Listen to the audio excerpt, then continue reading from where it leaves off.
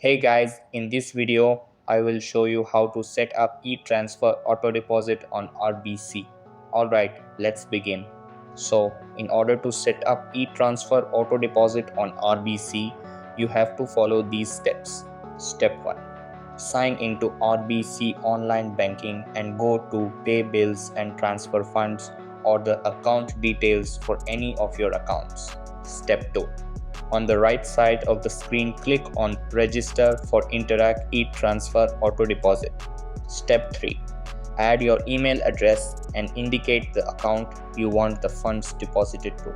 Step 4. Review your information and confirm your auto deposit registration. Step 5.